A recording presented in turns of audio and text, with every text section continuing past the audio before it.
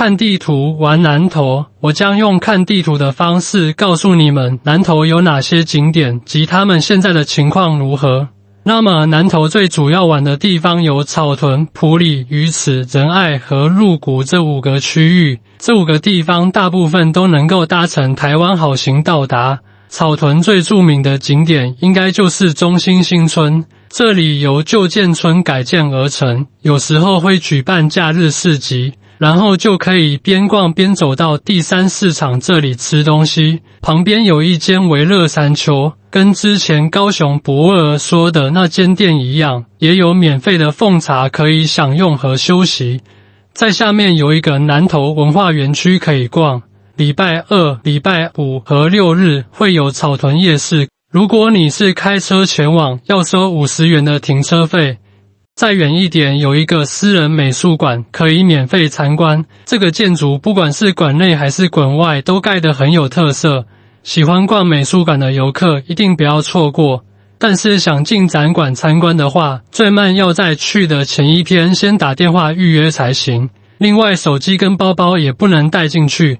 美术馆的后面还有一个99峰步道，来回大概是1-2个小时。草屯的旁边就是埔里，你可以从台中车站或高铁搭台湾好行到达这里。它这里有一间观光酒厂，里面的展区小小间的，来这里的主要目的和去糖厂一样是吃冰棒。它这里有卖寿星酒口味的冰棒，我觉得吃起来酒味适中，非常特别，价格也不贵。酒厂旁边有一个埔里夜市，每周5和6日会营业，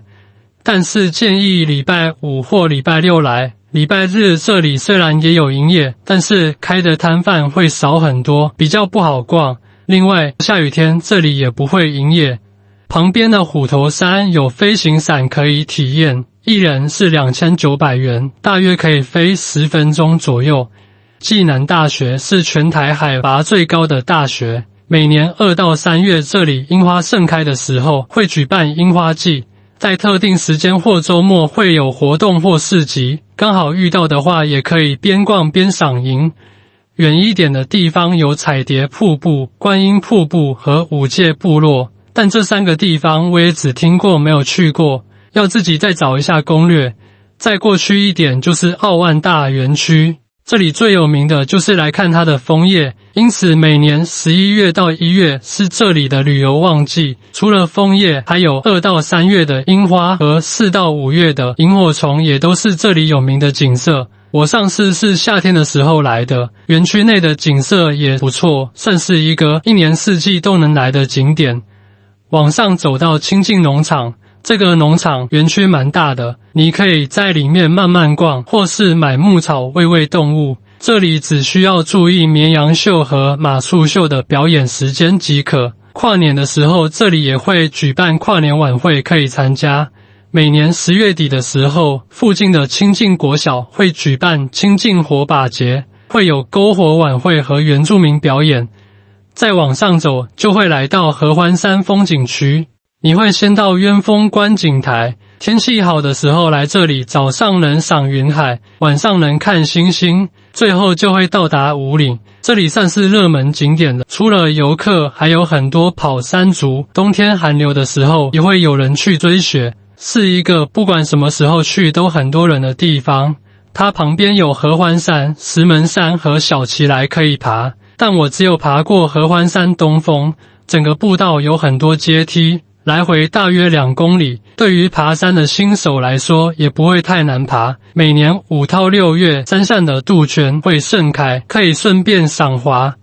接着就是南投最热门的景点鱼池乡，因为这里是日月潭的所在地。去日月潭的方式有4种，分别是从台中机场、高铁站和车站搭乘台湾好行前往，或者是从彰化的二水火车站转搭集集线的小火车到终点车城站后，再转乘台湾好行去日月潭。到达日月潭后，有水陆空3条游玩路线。第一种是搭船游湖，它是让你在日月潭快速移动的最佳方式。一张船票是300元，大约15到20分钟会有一班船。购票后，你就能够在日月潭的3大码头以逆时钟的方式搭船，可以网路购票，也可以到达日月潭之后，去日月潭派出所对面的商场或者是伊达游客中心买票。第二种是跟着环潭公路绕行日月潭一圈，途中有多个步道和自行车道。轻松简单的步道有大竹府步道、水洼头步道、伊达邵步道、涵碧步道和投射水库步道。其中要注意水洼头那里有叠九洼，每天会因为水力发电而有2公尺的水位变化，所以同一天的不同时段去看，露出的青蛙数量也会不一样。还有涵碧步道，它旁边的涵碧楼是之前的蒋公行馆，所以也是看日月潭风景数1数2好的地方。路线就是从这个梅河园进去后绕一圈出来，接着是散步型的步道，有内湖山步道、文武庙步道、松柏仑步道、慈恩塔步道、青龙山步道和猫兰山步道。文武庙和慈恩塔再往上爬就会有一个观景台，能够俯瞰日月潭。猫兰山爬上去后则可以看到9份2山和吉吉大山。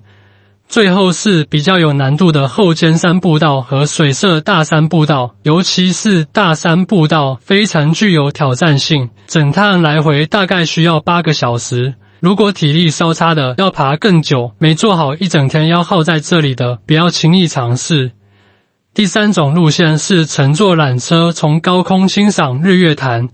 票价是380一人，会一直坐到九族文化村，来回大概15分钟。如果有买套票，可以顺便进这个游乐园玩。最推荐去九族玩无敌舰队和金矿山探险，这2个超好玩，每次去都会做超多遍。如果不想玩游乐设施，里面的部落表演和樱花季也不错，是一个规划的很全面的游乐园，非常值得一去。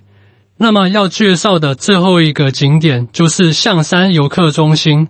这里除了能眺望日月潭，也是每年11、12月看落羽松的热门地点。总之，无论何时来到日月潭，你都能有不同的感受。这里除了让人驻足的美景，也有丰富的节庆活动，全都可以依照你的游程自由调整。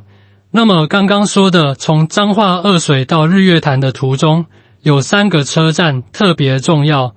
这3个车站分别是集集车站、水里车站和车城车站。到车城车站是为了转乘台湾好行到日月潭，等车的时候可以去车站前面的老街逛逛。旁边的水里则有一间大关冰店，是由上面的大关台电厂做的，口味多元之外也不贵。再来就是集集车站，它是一座由块木建成的日式车站，之前因为921大地震变得有名，路过的时候可以打卡拍照一下。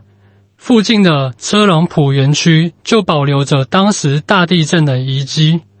往下走到凤凰谷，这里是个大鸟园，饲养了很多的珍稀鸟类，他们有提供和鹦鹉互动喂食的导览，但喂食的活动因为限制参加的人数，最好要先打电话预约。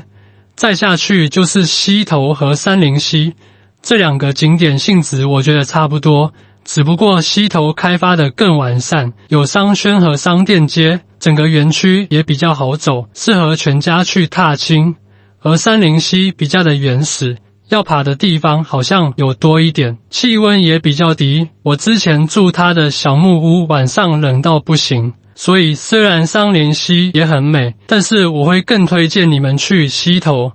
最后是东埔温泉，这里也可以搭乘台湾好行到达。我没有来过这里，但是我知道每年南投温泉季的时候，东埔温泉会举办表演和火把彩节，旁边还有八通关古道可以走走。那么这些就是南投景点的大致分布，其他比较次要的景点我会再补到我提供的地图里。